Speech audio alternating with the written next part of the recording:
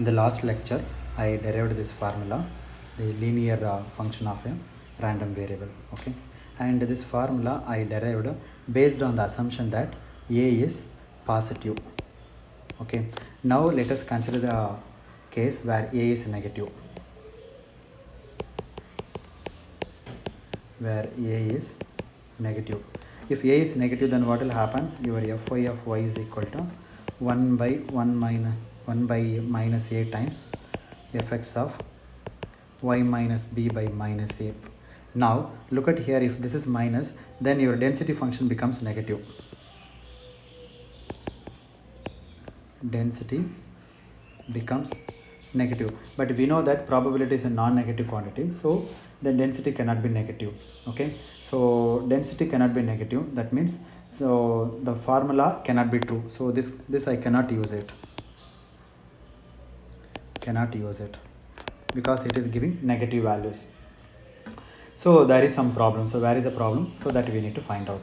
So we need to do something. Okay, so something needs to change. So what should change?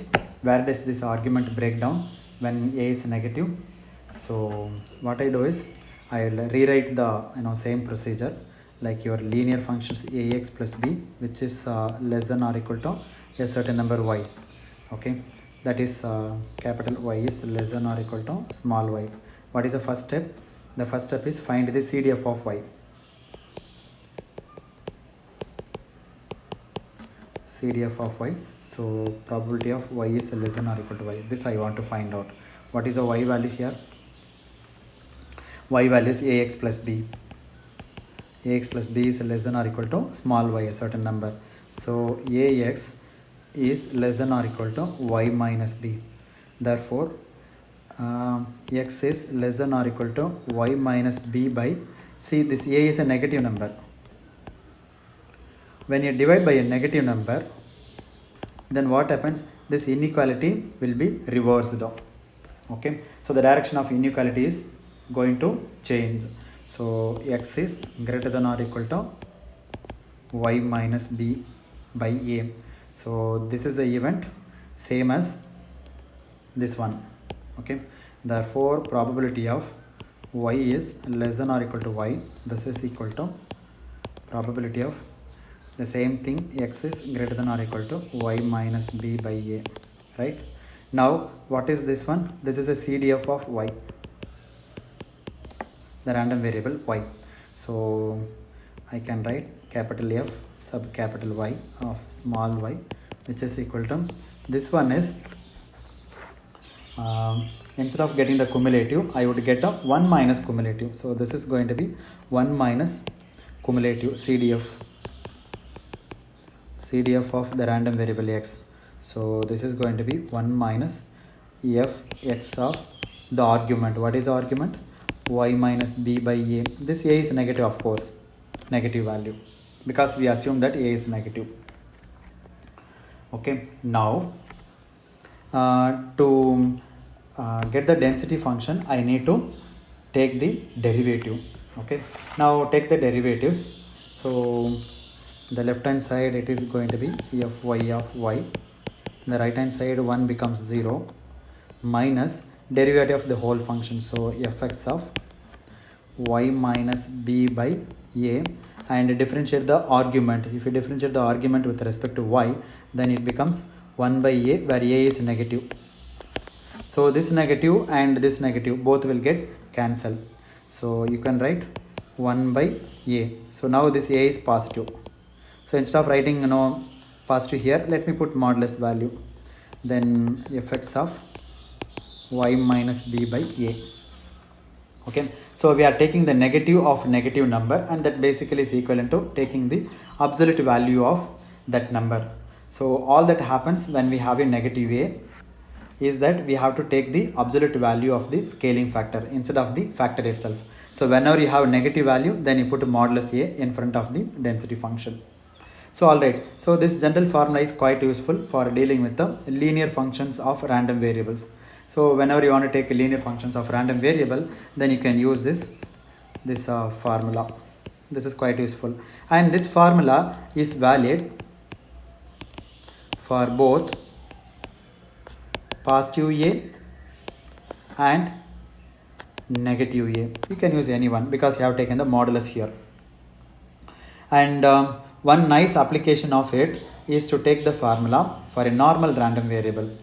Consider a linear combination of a normal random variable, plug into this formula, and what you will find is that y also has a normal distribution. See, if x is a normal random variable, then y is also a normal random variable. This we already seen in one of the previous lecture. So using this formula, now we can prove a statement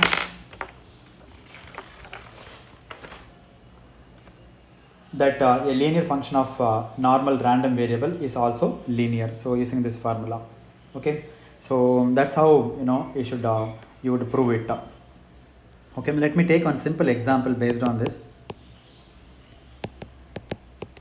Example: a linear function of exponential random variable. Linear function of exponential random variable. So suppose x is an exponential random variable with PDF.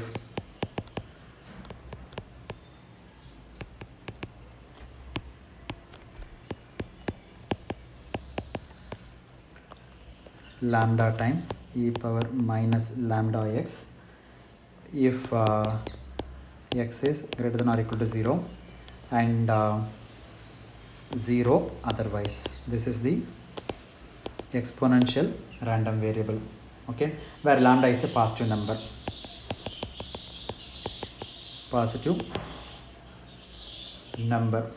or positive parameter.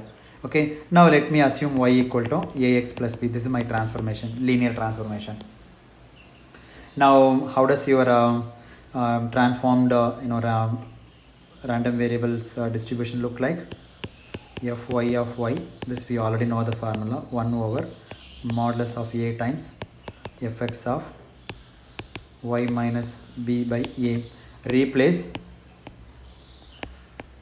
small x by y minus b by a, okay, and put a 1 over modulus of a in front of the density function. So this is going to be 1 over mod of a times the density function lambda times e power minus lambda times x. X is replaced by y minus b by a, okay.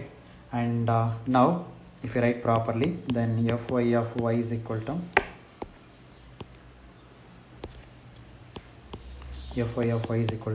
then 1 over mod of a times maybe I will replace this 1 by lambda e to the minus lambda times y minus b by a. If the condition is, instead of x, let me replace y minus b by a is greater than or equal to 0 and 0 otherwise. This is the linear transformation of your exponential random variable. Note that if b equal to 0, what will happen? B equal to 0 and a is greater than 0, that is positive number, then y is an exponential random variable with the parameter lambda by a, okay. Suppose if b equal to 0 in the above expression, then what will happen? Lambda by mod of a times e power minus lambda, put b equal to 0, then what happens? Y by a minus 0, anyway that is you can leave it. So this I can say lambda by a times mod of a is, again you can write simply a, and e power minus lambda by a times y, I can write like this. So therefore what is the parameter now? See, here also I can have lambda by a and here also I can have lambda by a. So therefore the new parameter is, the new parameter of the exponential random variable is lambda by a instead of lambda. In general, however, y need not be exponential. For example, if a is less than 0 and b equal to 0, then the range of y is negative real axis. So y can take the value in the negative real axis instead of taking positive real axis. That's it. here the y is greater than or equal to 0. In case if you take a less than 0 and b equal to 0, then y should be less than or equal to 0. That means your exponential distribution is going to lie on the negative values of y instead of lying on the positive real axis. Okay, so I think this is it for this lecture, and in the next lecture probably let me start from some other topic like summation of two independent random variables, and then followed by some problems. Okay, thank you.